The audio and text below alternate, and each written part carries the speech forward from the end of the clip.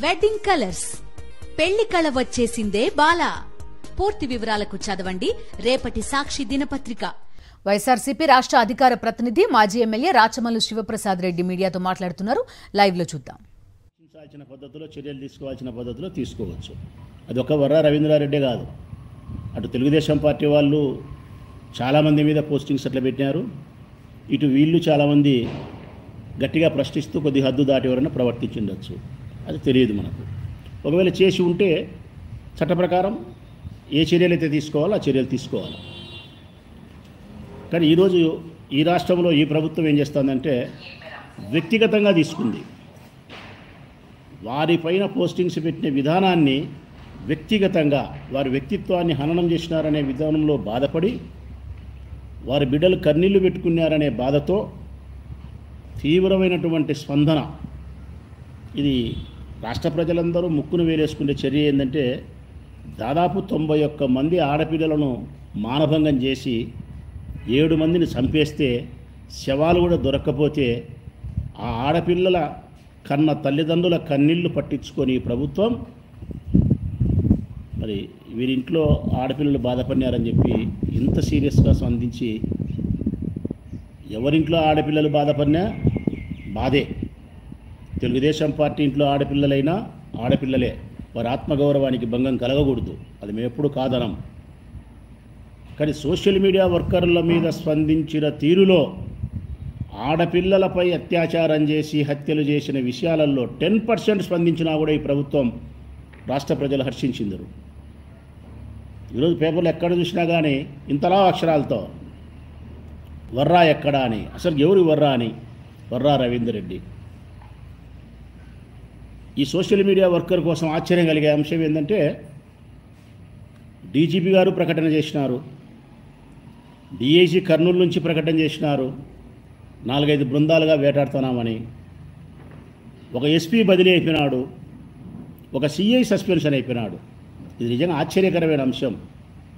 ఒక చిన్న social media worker కోసం ఒక సిఐ సస్పెన్షన్ ఏంది, ఒక ఎస్పీ బదిలీ ఏంది, ఒక డిఐజీ గారు ప్రకటన చేయడం ఏంది, ఒక డీజీపీ గారు జోక్యం చేసుకోవడం ఏంటి. నిజంగా వాళ్ళ పరిధిలో ఇది చాలా చిన్న విషయం. ఆఫ్టర్ ఆలే వాళ్లకు 41A నోటీస్ ఇవ్వాల్సినటువంటి సెక్షన్ 7 సంవత్సరాలకు లోబడి శిక్ష పడే ఏ కేసులకైనా స్టేషన్లోనే బెయిల్ ఇవ్వాల్సిన పరిస్థితి, 41A నోటీస్ ఇచ్చి పంపించాల్సిన పరిస్థితి అన్నీ తెలుసు వారికి. తీవ్రమైన ఒత్తిడి.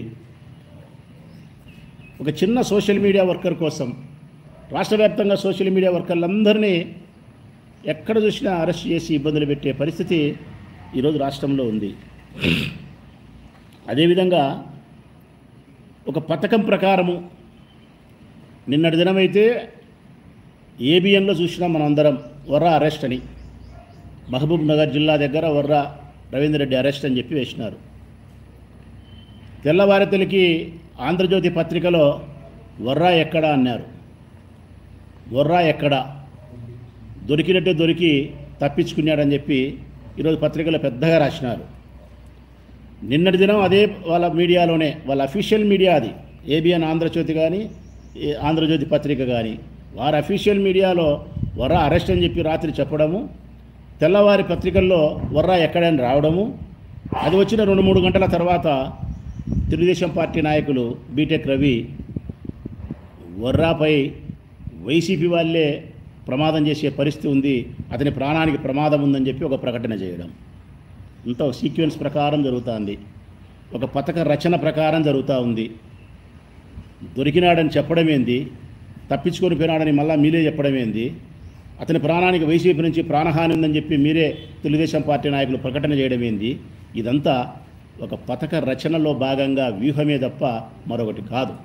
దీని మర్మం ఏందని చెప్పి అందరూ కూడా ప్రశ్నించే పరిస్థితి ఉంది.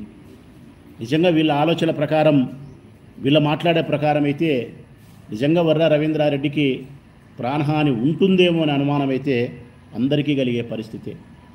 వర్రా రవీంద్రారెడ్డికి వీళ్ళే ప్రాణహాని కలిగించి ఎంత దాన్ని ఉపయోగించుకోవాలనో రాజకీయ ప్రయోజనాల కోసం వైఎస్ఆర్ కాంగ్రెస్ పార్టీని ఎంత బదనాం చేయాలనో అంత బదనాం చేసేదానికి ఒక పథక రచన ఏమన్నా చేసినారా అని చెప్పి అనుమానం కలిగే పరిస్థితి ఉంది.